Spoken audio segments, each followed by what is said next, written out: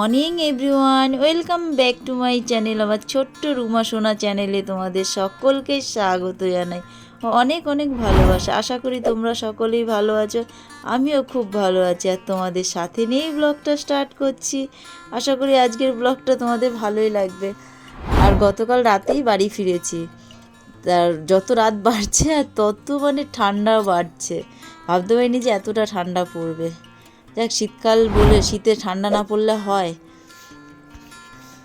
তা রাতে এসে অনেক রাত হয়ে গেছে ঘুমাতে ঘুমাতে। তারপর মর্নিংয়ে উঠে, আর বোঝোই তো কোথাও ঘুরতে গেলে বাড়িতে এসে কত কাজ থাকে। সব থেকে বড় কাজ জামা কাপড় কাচাকুচি, এইসব জিনিসগুলো কাচাকুচি। তারপর ধরো মর্নিংয়ে আমার পাখিগুলো আছে, তাদেরকে আর বেশি করে বাড়ি না থাকলে এটা ঠিক বেশি করে বর্দি পাখিদের খাবার দিয়ে যাই। তো ওদের খাবার দিয়ে গেছিলাম। আর মাছের হলো এক ধরনের কি ট্যাবলেট পাওয়া যায়, সেটা দিয়ে যায়।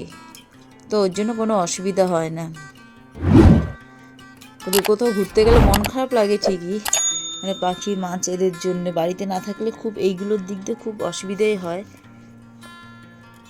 যাই হোক, এসেই রাতের বেলায় তো আর কিছু করিনি। তা মর্নিংয়ে উঠেই আগে সমস্ত বাসি কাজগুলো সেরে নিয়েই তারপরে পাখিদের কাজগুলো করলাম। তো পাখিদের কাজ করে, আর ওদের সব থেকে ফেভারিট জিনিস তুলসী পাতা, তো তুলসী পাতাগুলো দিলাম, দিয়ে একদম।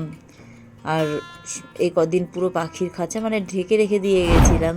একটা ঠান্ডা হাওয়া আসে তো, তারপরে যত রাত হয় তত কুয়াশাটাও বাড়ে, এই কারণের জন্যই ঢাকা ছিল। তো এসে এখন দিনের বেলায় খোলা থাকে আর রাতের দিকে ঢেকে দিই। চট, এক ধরনের চট কেটে, তো সেটাই ঢাকনা করে রেখে দিয়েছিলাম, কারণ হাওয়াটা দেয় তো অসুবিধা হয়। তো ওর জন্যই এক সপ্তাহ ছিলাম না, তো ঢেকেই রেখে গেছিলাম। আর খাবারটা বেশি করে দেওয়া ছিল, ওর জন্য অসুবিধা হয়নি। আর বাড়িতে এমনিও এবার অনেক কবারই যাওয়া হয়ে গেল। তো এবার ছেলের জন্যে, বিশেষ করে ছেলের জন্যে ঘুরতে যাওয়া। কি বলো তো, কোথাও ঘুরতে যাওয়া তো না, কাজ, প্রচুর কাজ। এসেই সেদিন রাতে তো আর কিছু করতে পারিনি, যেহেতু মর্নিংয়ে উঠেই আগে জামা কাপড় ধুয়ে দিয়েছি। আর এখনকার ওয়েদারটা কীরকম বলো তো, সকাল সকাল না কাচাকুচি করলে সেই সব জিনিসগুলো শুকোতে হয়তো একটু বেলা করে কাচলে সেগুলো ভেজা, একটু হলেও ভেজা থাকে।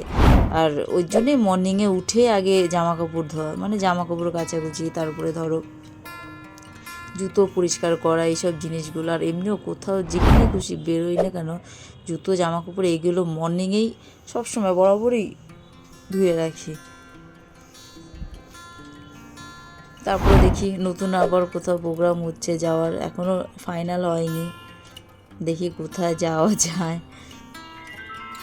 আর তোমরা অনেকেই আরও জিজ্ঞাসা করছিলে যে হাতে কীভাবে হলো, লাগলো বা পুড়লো। অ্যাকচুয়ালি কি, ছেলের পরীক্ষা চলছিল, সেই মুহূর্তেই আমার হয়েছিল করোনার। তো আমি ভাবতে পারিনি যে এত বড় হবে। তো গরম কি বলবো, চায়ের জলই করছিলাম, তো করতে করতে ওটা হ্যান্ডেলটা হাতে লেগেই উল্টোভাবে আমার হাতের মধ্যে পড়ে গেছিলো। তো ডাক্তারও দেখিয়েছিলাম, তো সেটার লোশনও দিয়েছিল, তা সেটা মাখতে, তারপরে খাওয়ার ওষুধও দিয়েছিল। তো সপ্তাহখানিকের মধ্যে এরকম পুরো চামড়াটা কালো হয়ে গেছিলো, হয়ে তারপরে চামড়াও ওঠা শুরু করেছিল। আর এক জায়গায় একটু ইনফেকশান হয়ে গেছিলো, তো সেটা এখনও ওষুধ চলছে। ওই যে বলে, আর সত্যি কথা বলতে কি, পরীক্ষা দেখলে না তাড়াহুড়ো করাটা উচিত না। তাও ওই রান্নাবান্না একটু সকাল সকাল একটু করে তাড়াহুড়ো করতে গিয়েই মুশকিলটা হয়েছে। ওই জন্যই বল, যে কোনো কাজই তাড়াহুড়ো করে করাটা একদমই উচিত না। আর আমি নিজেও বুঝতে পারিনি জিনিসটা এরকম। ওই যে বলে, কপালে ছিল তাই হয়েছে। তা এখন ঠিক আছি, এখন আর কোনো ভয়ের কোনো কারণ নেই। কিন্তু ওষুধটা যেহেতু লোশনটা দিয়েছে, তো ওটা মাখতে বলেছে যেহেতু, আর আছে যখন, ওই জন্যেই এখনও পর্যন্ত লোশনটা ব্যবহার করছি।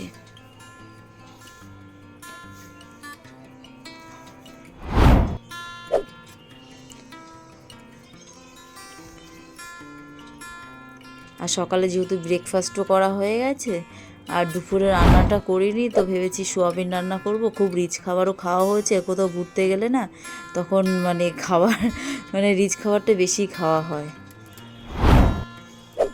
তার জন্য একদম হালকা, একদম দুপুরের লাঞ্চ টাইমটা একদম হালকা খাবারটা খাবো।